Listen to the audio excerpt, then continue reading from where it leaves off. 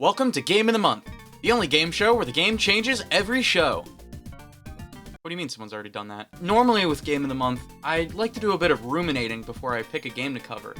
But September had a game that I absolutely had to talk about. It's been the main subject of discussion for weeks, and for good reason. After years of fans waiting for a successor, we finally got a game that will no doubt go down in history as one of the greatest— just kidding, it's Sonic.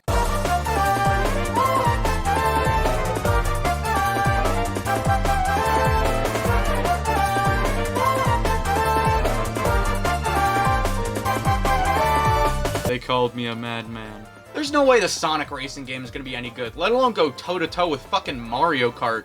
There's no way the roster is going to be the most stacked of any racing game ever. There's no way this is Game of the Month over Silksong, but guess what? It's my Game of the Month, and I get to choose the Game of the Month! Right off the bat, the stuff that went down from reveal to release really changed how I viewed this game. Even as a Sonic fan, it was looking bleak. As usual. I mean, the only DLC was Sonic Prime characters, and the only two Crossworlds they showed were generic dinosaur and pirate stages. Turns out I do in fact qualify as a Sonic fan because I'm stupid as fuck and don't know anything about the games. Both of those tracks are references to the storybook games. And as for characters? Not only are there character-specific interactions when getting hit with items or when certain characters race on certain tracks, but every Sonic character, mostly, has a unique interaction with every other Sonic character. Finally, it's time for our epic rematch. Don't disappoint me, Sonic the Hedgehog. I'm shouting because this fucked up infected motherfucker. This kind of thing is usually reserved for fighting games, but it's so refreshing to see here. It feels like after the 2010s kind of swept a lot of the lore under the rug, they're really making an effort to flesh out this world as much as possible with both this and Sonic Frontiers. Also the IDW comics. They're really good, and you should read them. And this roster is pitch perfect. My only fix would be that there, yeah. But then they realized that Mario Kart World's roster has 2 fish and 2 pokies, so they decided to rub it in and one-up them even harder with DLC. They're throwing out insane left fielders faster than I can keep up with. Hatsune Miku, Joker from Persona 5, Minecraft Steve, SpongeBob from SquarePants? Just the other day I was at work and saw— holy shit, is that Mega Man? It is a little disappointing that the DLC newcomers don't have voices or interactions, but they kind of worked within their limitations and picked mostly non-verbal characters like Pac-Man, Steve, Mega Man, etc. But SpongeBob and Patrick with no voice is going to be weird, like, come on guys. On top of the characters, the vehicle customization is out of this world. You got customizable parts, decals, colors, horns, the works. Extreme Gear is back from Sonic Riders, which made me go play the original Sonic Riders and realize that's also amazing, so go play that too. Anyway, every class of character and car feels a little different from each other. Whether you want a big-ass monster truck that spawns a live leak watermark anytime it tries to make a turn, or a little baby bitch car with nutty acceleration and tight handling. Or you could just pick the hoverboard in Aura Farm. Speaking of handling, holy shit, this game feels so good to control. The trick system is fun, the drifting feels really good, the gadgets are literal game changers, and the item play feels very well thought out. The hazard sound that plays when an item is being shot towards you gets faster the closer it gets, so timing it is much easier. The game is full of those little tweaks to the formula, and it really adds up to a really fun, really. But the controls don't matter if the tracks aren't fun.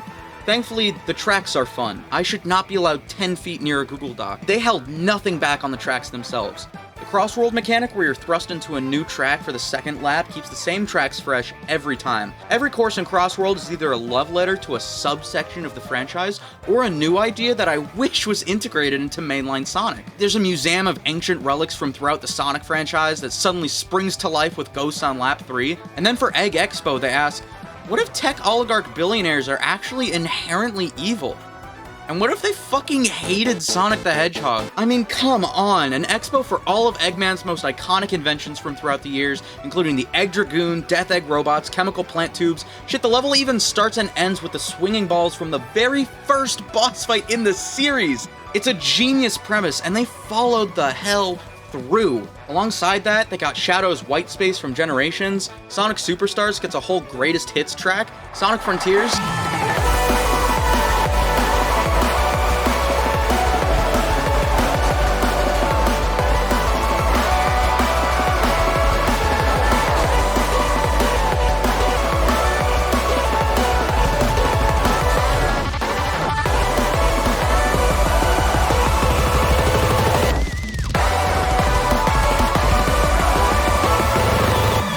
At this point, it's worth mentioning that the soundtrack for this game is immaculate. I actually struggled for a bit selecting the music for the opening of this video because holy shit, it's all so good.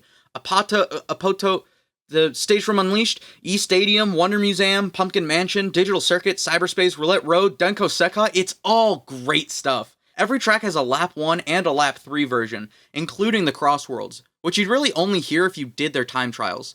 Do yourself a favor and turn off your jukebox during Crossworld time trials because fucking...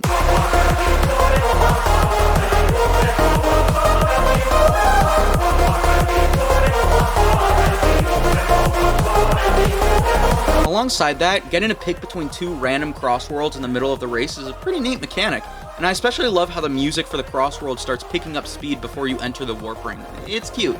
I could easily see purely Sonic DLC being added alongside the crossovers. They could keep adding tracks and Crossworlds to keep this game alive for years. But what else can they add? Well, for my picks, Hilltop Zone, Mystic Cave, Hidden Palace, Flying Battery, Angel Island, Mushroom Hill, Hydrocity, Wacky Workbench, Stardust Speedway, Turquoise Hill, Emerald Coast, Twinkle Park, Speed Highway, City Escape, Aquatic Mine, Chow Garden, Crazy Gadget, Grand Metropolis, Westopolis, Circus Park, Metal City, Crisis City, Wave Ocean, Windy Hill, Honeycomb Highway, Mirage Saloon, Studiopolis, Null Space, Pinball Carnival, Cyber Station, and anything from the Sonic Advance games. And that's all of my picks. Let me know what you guys think in the comments below.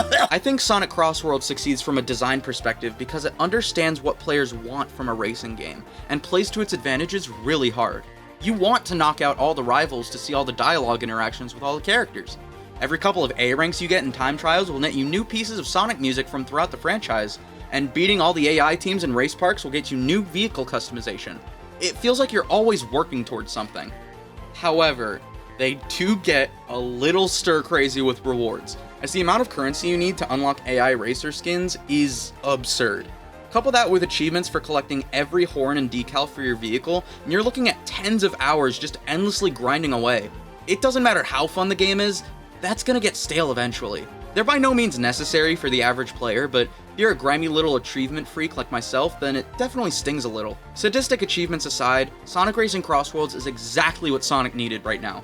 The gameplay, characters, music, all coalesce into what is easily the best Sonic racing game, and by that extension, one of the best racists we've gotten in a while. With that said, take care, and I'll see you next month.